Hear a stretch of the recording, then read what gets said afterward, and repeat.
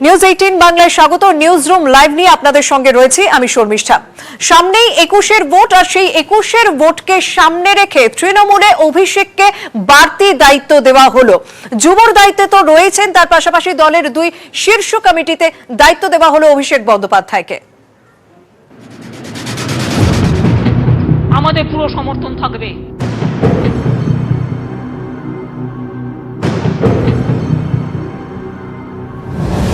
আগামী বছর বিধানসভা ভোট, তার আগে তৃণমূলের সংগঠনের শান ঢেলে রদবদল। দুই শীর্ষ কমিটিতেই অভিষেক বন্দ্যোপাধ্যায়। 7 সদস্যের স্টিয়ারিং কমিটিতে সুব্রত বক্সী, পার্থ চট্টোপাধ্যায়, ফিরহাদ হাকিম, শুভেন্দু অধিকারী, কল্যাণ বন্দ্যোপাধ্যায়, শান্তা ছেত্রী এবং অভিষেক বন্দ্যোপাধ্যায়। তৃণমূলের রাজ্য কোঅর্ডিনেশন কমিটিতেও রাখা হয়েছে অভিষেককে। মমতা বন্দ্যোপাধ্যায়ের নির্দেশ মতো এই দুটি কমিটি বলে দেবে তৃণমূলের সংগঠন কোন পথে এগোবে। তৃণমূলের দুই শীর্ষ কমিটি ছাড়াও যুব তৃণমূলের সভাপতি পদেও রয়েছেন অভিষেক। পর্যবেক্ষকদের একাংশের মতে এর থেকেই ইঙ্গিত মেলে অভিষেককে সামনে রেখে তৃণমূলে পরের প্রজন্মের কথা ভাবা হচ্ছে। তৃণমূলের এবারের সাংগঠনিক রদবদলে বহু নবীন প্রবীণ নেতাই পদ হারিয়েছেন, তবে তাদের জায়গা দেওয়া হয়েছে বিভিন্ন কমিটিতে। তাই স্টিয়ারিং কমিটি ছাড়া বাকি সব কমিটি বহরে বেশ বড়। রাজ্য কোঅর্ডিনেশন কমিটিতে 21 জন সদস্য, রাজ্য কমিটিতে 40 জন, রাজ্য কোর কমিটিতে 58 জন। পর্যবেক্ষকদের একাংশের মতে ভারসাম্য বজায় রাখতেই নেতাদের বিভিন্ন কমিটিতে জায়গা করে দেওয়া হয়েছে, যাতে দলে গুরুত্ব পাচ্ছেন না এই ভেবে ক্ষোভ তৈরি না হয়। নিউজ 18 বাংলা। 21-এর দিকে তাকিয়ে জেলায় জেলায় তৃণমূলের রদবদল, জেলা সভাপতি বদল করা হয়েছে। প্রবীণদের তুলনায় নবীনদেরই বিশেষ গুরুত্ব দেওয়া হয়েছে।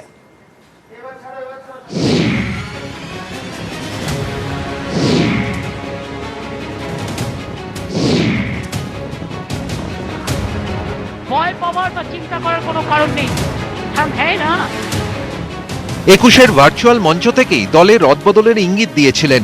48 ঘন্টার মধ্যে খাতায় কলমে বড়সড় রদবদল করলেন তৃণমূল নেত্রী মমতা বন্দ্যোপাধ্যায়। 21-এর ভোটের দিকে তাকিয়ে জেলায় জেলায় সভাপতি পদে বদল করল শাসক দল। প্রবীণদের সরিয়ে অপেক্ষাকৃত তরুণদের দায়িত্বে আনা হলো। নদিয়ায় জেলা সভাপতির পদে বসানো হলো মহুয়া মৈত্রকে। লোকসভা ভোটের পরেই মহুয়া মৈত্রকে কৃষ্ণনগর সাংগঠনিক জেলা সভাপতির দায়িত্ব দেন মমতা। এবার তাকেই গোটা নদিয়া জেলার দায়িত্বে আনল দল। তৃণমূল সূত্রে খবর, জেলার রাজনৈতিক সমীকরণে ভিন্ন মেরুতে অবস্থান মহুয়া ও প্রাক্তন সভাপতি গৌরী শঙ্কর দত্তর। গোষ্ঠী কন্দল মেটাতেই তরুণ মুখ মহুয়াকে নদিয়ার দায়িত্বে আনল তৃণমূল নেতৃত্ব। আমি আশা করছি আগামী দিনে নতুন দায়িত্বটা ভালোভাবে পালন করতে পারবো ও সকলকে সঙ্গে নিয়ে কাজ করতে পারবো। আমি প্রথমেই বুথ কর্মী ও অঞ্চলে যারা নেতৃত্ব আছে তাদের বলতে চাই যে আগামী দিনের লড়াইটা খুব কঠিন। আগামী 9 মাস 10 মাস আমাদের সবাই একেবারে হাতে হাত মিলিয়ে মাঠে নেমে কাজটা করতে হবে। কোচবিহারে বিনয় কৃষ্ণ বর্মনকে সরিয়ে সভাপতি পদে পার্থপ্রতিম রায়কে আনা হলো। রাজনৈতিক বিশ্লেষকদের মতে কোচবিহারে দীর্ঘদিন ধরেই গোষ্ঠী কোন্দলে জর্জরিত তৃণমূল। প্রাক্তন জেলা সভাপতি রবীন্দ্রনাথ ঘোষের বিরোধী শিবিরে অবস্থান পার্থপ্রতিম রায়ের। উত্তরবঙ্গ উন্নয়ন মন্ত্রীর চাপেই গত লোকসভা ভোটে টিকিট পাননি পার্থপ্রতিম রায়। এবার অবশ্য প্রাক্তন সাংসদ পার্থপ্রতিম রায়ের উপরই আস্থা রাখল তৃণমূল। রাজ্য সভাপতি সুব্রত বক্সী মহাশয়ের সঙ্গে কথা বলে আগামী দিন আমাদের চলার পথ কী হবে সেই বিষয়ে নির্দেশিকা নেব। ফুল স্তরের দলীয় কর্মীদের নিয়ে একসাথে আমরা 21-এর বাকির চোখ করে এগোবো। দক্ষিণ দিনাজপুরের জেলা সভাপতি পদ থেকে অর্পিতা ঘোষকে সরিয়ে দিল শাসক দল। দায়িত্বে আনা হলো গৌতম দাসকে। গত লোকসভা ভোটে বালুরঘাট কেন্দ্রে হারেন প্রাক্তন তৃণমূল সাংসদ অর্পিতা ঘোষ। তা সত্ত্বেও অর্পিতাকে জেলা সভাপতি করেন মমতা বন্দ্যোপাধ্যায়। 1 বছরের মধ্যে জেলা সভাপতি পদে ফের রদবদল করল শাসক দল। মূল কাজ হচ্ছে যে এটা অস্বীকার করবার কোনো কারণ নেই যে অর্পিতা ঘোষের হাত ধরে দক্ষিণ দিনাজপুর জেলা তৃণমূল কংগ্রেস অনেকটা সংগঠিত। সেই সংগঠিত সংগঠনকে আরও কী করে সংগঠিত করা যায় সেটাই তৃণমূল কংগ্রেস পরিবারের এখন মূল কাজ। এই জেলা থেকে একটা ভালো সাপোর্ট যাতে দেওয়া যায় আগামী 2021-এ, তার জন্য অনেক কাজ করতে হবে। শৃঙ্খলাবদ্ধ কর্মী হিসেবে হাওড়ায় শাসক দলের সাংগঠনিক রদবদলেও বড় ইঙ্গিত পাচ্ছে রাজনৈতিক মহল। রদবদলে হাওড়া শহরের জেলা সভাপতি পদ খোয়ালেন মন্ত্রী ও শাসক দলের হেভিওয়েট নেতা অরূপ রায়। দায়িত্বে এলেন প্রাক্তন ক্রিকেটার ও রাজ্য মন্ত্রিসভার আরেক সদস্য লক্ষ্মীরতন শুক্লা। যেভাবে আমাদের জেলা সুন্দরভাবে চলছিল সেভাবেই চলবে। নেতৃত্বে যারা সিনিয়র লিডাররা আছেন তাদের পরামর্শ নিয়েই দল চলবে, আর তাদের সাপোর্ট আমার সাথে সবসময় ছিল, সবসময় আছে। কথা বলুন যদি অরূপ স্যারের, রাজীব স্যারের, জুটুদা, ব্রজদা, যারা যারা সিনিয়র দলের নেতারা আছেন সবাইকে সামনে রেখেই আগামী দিন চলা যাবে। রদবদলে অনেক হেভিওয়েট নেতাই চেয়ার খুইয়েছেন, কিন্তু জেলা স্তরের রাজনৈতিক সমীকরণ ও ভারসাম্যের দিকেও নজর রেখেছে ঘাসফুল শিবির। তাই উত্তর 24 পরগনার মতো বেশ কয়েকটি জেলায় কোঅর্ডিনেটরের সংখ্যা এক ধাক্কায় অনেকটাই বাড়ানো হয়েছে। নিউজ 18 বাংলা। শৃঙ্খলাবদ্ধ কর্মী হিসেবে কাজ করবো আমরা, ঠিক আছে? এদিকে জঙ্গলমহলের রাজনৈতিক জমি পুনরুদ্ধারের মরিয়া তৃণমূল কংগ্রেস।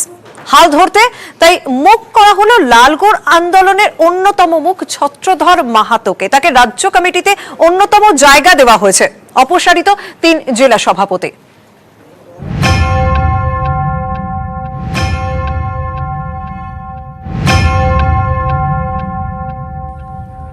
লোকসভা ভোটে এবার জঙ্গলমহলের রং গেরুয়া, তৃণমূলের হাত খালি ছিল। সেই জঙ্গলমহলে এবার ঘুরে দাঁড়াতে মরিয়া রাজ্যের শাসক দল। তাদের এবার বড় ভরসা ছত্রধর মাহাতো।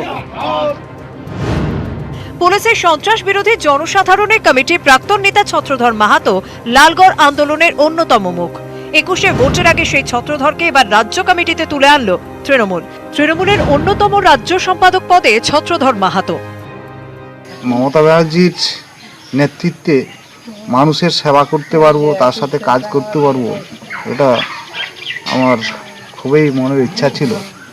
কোথায় বলা যায় এটা স্বপ্ন, আজকে সেই স্বপ্ন সফল হয়েছে। আমি চেষ্টা করব এখানে পার্টির যে গৌরব নষ্ট হয়েছে তার পুনরুদ্ধার করার। আমি মনে করি যে আমাকে যদি জনগণ সামনে পায়, বিশেষ করে জঙ্গলমহলের মানুষ, তারা আবারও সেই 11 সালের যে স্বতঃস্ফূর্তভাবে তারা এগিয়ে এসেছিল, এই পার্টিকে দুহাত তুলে আশীর্বাদ করেছিল, তারা আবারও একইভাবে তাদেরকে আশীর্বাদ করবে। জঙ্গলমহলের 3 জেলা সভাপতিকে সরিয়ে দিয়েছেন মমতা বন্দ্যোপাধ্যায়। বাঁকুড়ায় শুভাশিস বটব্যালের জায়গায় জেলা সভাপতি করা হয়েছে শ্যামল সাঁতরাকে। দল আমাদের অনেক বড় দল, যেখানে প্রচুর পরিমাণে আমাদের কর্মী সমর্থক নেতৃত্ব আজকে দলের মধ্যে রয়েছে। কিছু হয়তো সামান্য বোঝাপড়ার অসুবিধা থাকতে পারে, সেগুলোকে অবশ্যই আমরা ওভারকাম করে নিতে পারবো। এ নিয়ে কোনো অসুবিধা আমাদের কাছে নেই। পুরুলিয়ায় শান্তিরাম মাহাতোর জায়গায় তৃণমূলের নতুন জেলা সভাপতি গুরুপদ টুডু। নতুনদের সুযোগ দেওয়া দরকার, অর্থাৎ নতুনরা সুযোগ পেলে বেশি করে ছুটতে পারবে, দৌড়াতে পারবে এবং সংগঠনকে শক্তিশালী করার ক্ষেত্রে কাজে লাগবে। যেহেতু পুরুলিয়াটা আমাদের ক্যাপিটালের থেকে অনেক দূরবর্তী জেলা, সেই জন্য আমাদের দপ্তরের কাজেও অনেক সময় দিতে হয়। এই কারণে বলবো যে ভালোই হয়েছে। ঝাড়গ্রামে বীরবাহা সোরেনকে সরিয়ে তৃণমূলের জেলা সভাপতি দুলাল মুর্মু।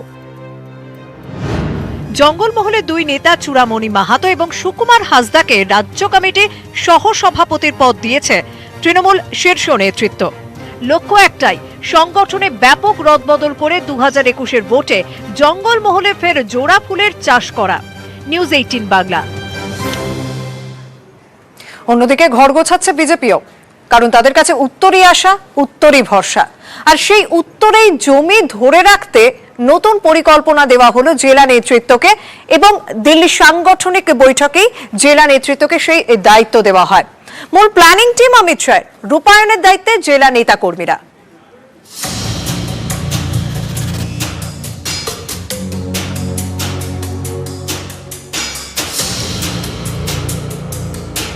মাত্র 1 বছর আগে হাত উপুর করা সমর্থন মিলেছিল উত্তরবঙ্গ থেকে। লোকসভার সেই সাফল্য বিধানসভাতেও ধরে রাখা যাবে তো? ধরে রাখা যাতে যায় সেজন্য নির্দিষ্ট কৌশল তৈরি করছে বিজেপি শীর্ষ নেতৃত্ব। বঙ্গ বিজেপি শীর্ষ নেতারা এখন দিল্লিতে। জেলা ধরে ধরে সাংগঠনিক প্রস্তুতির কাটাছেঁড়া চলছে। শুরুতেই উত্তরবঙ্গ, বৃহস্পতিবার 4 জেলার হিসেব নিকেশ নেওয়া হলো। নির্বাচন এসে গেছে, সংগঠনে অনেক রদবদল হয়েছে। কার্যকর্তাদের কাজকর্ম, সাংগঠনিক গতিবিধির সঙ্গে সঙ্গে আগামী নির্বাচনের প্রস্তুতি বিধানসভা ধরে ধরে আমরা শুরু করেছি। আগামী 4-5 দিন এরকম চলবে। নর্থ বেঙ্গলের কুচবিহার থেকে শুরু হয়েছে, এক একটা জেলায় টিমের সঙ্গে 2 ঘন্টা করে আমরা বসছি, এক একটি বিধানসভা নিয়ে ডিটেলস আলোচনা হচ্ছে। কোচবিহার, জলপাইগুড়ি, আলিপুরদুয়ার, 2 দিনাজপুর, মালদার মতো জেলায় পরিস্থিতি কিরকম? দলের পক্ষে হাওয়া কতটা জোরালো সেটা বুঝতেই দিল্লিতে ডেকে পাঠানো হয়েছে জেলা সভাপতিদের। সাংগঠনিক প্রস্তুতি নিয়ে কাটাছেড়ার দায়িত্বে দিলীপ ঘোষ, অরবিন্দ মেনন, কৈলাশ বিজয়বর্গী ও রাহুল সিনহা। জেলা সভাপতিদের মূলত 4টি প্রশ্নের মুখে পড়তে হচ্ছে।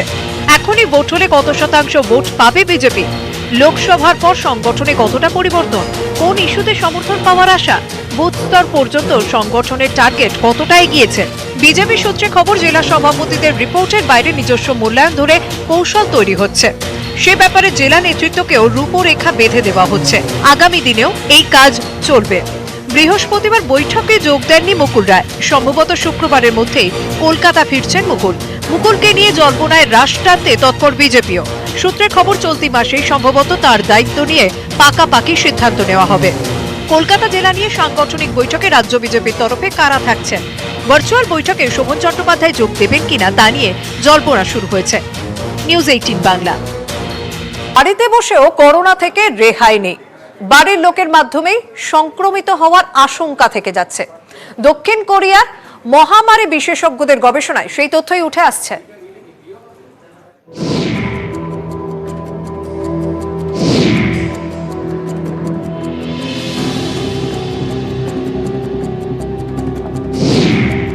করোনার অন্যতম দাওয়াই লকডাউন। সংক্রমণ শৃঙ্খল ভাঙতে ফের লকডাউনের পথে হাঁটছে পশ্চিমবঙ্গ সহ বিভিন্ন রাজ্য।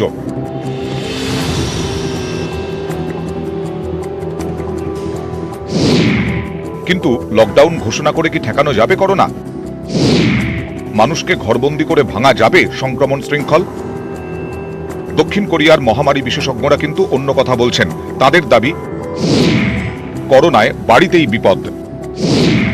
করোনা সংক্রমণের ধরন নিয়ে গবেষণা চালিয়েছেন দক্ষিণ কোরিয়ার একদল মহামারী বিশেষজ্ঞ। 16 জুলাই আমেরিকার center for disease control and প্রিভেনশনে সেই রিপোর্ট প্রকাশিত হয়েছে। গবেষকদের দাবি, বাড়ি বসেও করোনার হাত থেকে রেহাই নেই, কারণ বাড়িতেই করোনা আক্রান্ত হওয়ার আশঙ্কা রয়েছে। পরিবারের সদস্যদের মাধ্যমে করোনা সংক্রমণ ছড়াতে পারে। বাড়ির লোকেদের থেকেই সংক্রমণের আশঙ্কা বেশি। গবেষকদের দাবি, 100 জনের মধ্যে 10 জন বাড়িতেই আক্রান্ত হতে পারেন। বাইরে বেরিয়ে আক্রান্ত হতে পারেন 100 জনের মধ্যে মাত্র 2 জন। নাবালক বৃদ্ধরা আক্রান্ত হলে বাড়িতে সংক্রমণের আশঙ্কা বেড়ে যায়।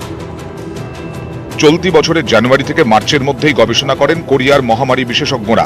সেই সময় সে দেশে সংক্রমণ চড়চড়িয়ে বাড়ছিল। একটা ভাইরাল ট্রান্সমিশন, একটা ভাইরাল লোড একটা মানুষ থেকে আর একটা মানুষে যেতে তার একটা সময় দরকার হয়। এইটা প্রয়োজন হয় যে আমার উল্টো দিকের ভদ্রলোক বা ভদ্র মহিলাটি সে জ্ঞানত বা অজ্ঞানত সে ভাইরাসটা ক্যারি করছে। আর আমরা যে কিছু সময় একটা নৈকট্যের মধ্যে দিয়ে নিজেদের কাছাকাছি এলাম, that is the situation for the spread of the virus. একটা বদ্ধ পরিবেশে কিন্তু করোনা ট্রান্সমিশনের চান্স অনেক বেশি, এবং অনেক ক্ষেত্রে হয় কি এই অ্যাক্টিভ এজ গ্রুপটায় তাদের মধ্যে হয়তো আমরা দেখেছি এখন 30 থেকে প্রায় 40% থেকে অ্যাসিম্পটোমেটিক রয়েছে। বাইরে থেকে এসে বাড়িতে ঢুকে আমাদের কিছু, আমার মনে হয়, স্বাস্থ্যবিধি মেনে চলা, যাতে আমাদের বাড়ির লোকেরা আমার থেকে ট্রান্সমিটেড না হয়।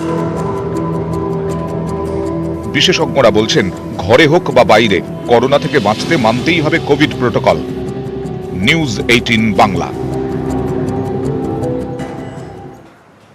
ভারতে তৈরি অ্যান্টিজেন র্যাপিড টেস্টিং কিটকে ছাড়পত্র দেওয়া হলো। মাই ল্যাবে তৈরি কিটকে ছাড়পত্র দিল আইসিএমআর।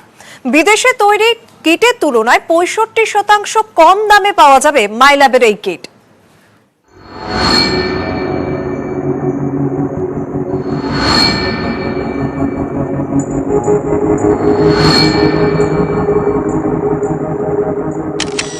দুনিয়ার সবচেয়ে সস্তা অ্যান্টিজেন টেস্টিং কিট প্যাথোক্যাচ তৈরি করেছে স্টার্টআপ সংস্থা মাই ল্যাব। এই প্রথম ভারতে তৈরি অ্যান্টিজেন টেস্টিং কিটকে ছাড়পত্র দিল আইসিএমআর।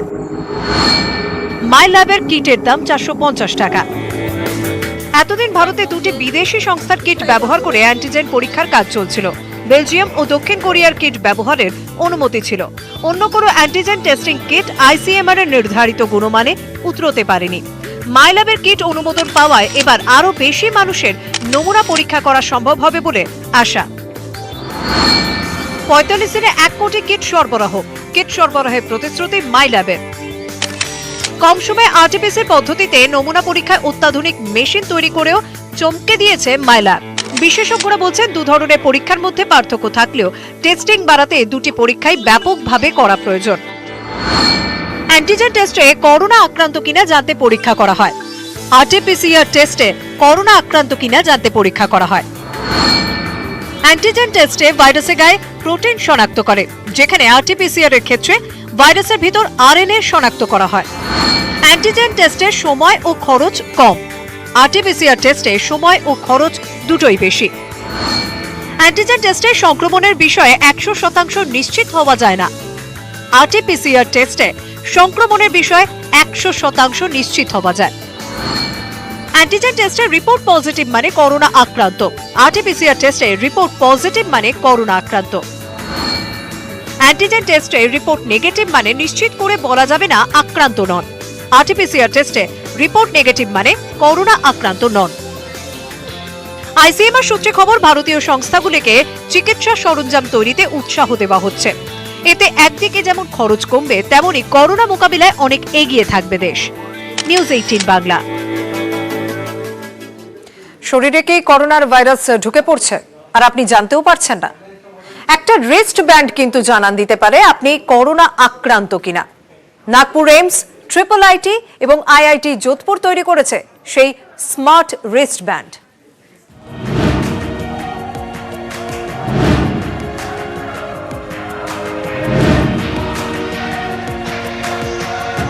ভারতে করোনা পরিস্থিতি এখন হাতের মধ্যে আসেনি, তবে করোনা মোকাবিলায় হাতের মধ্যে পেয়ে যেতে পারেন ভাইরাস খোঁজার যন্ত্র।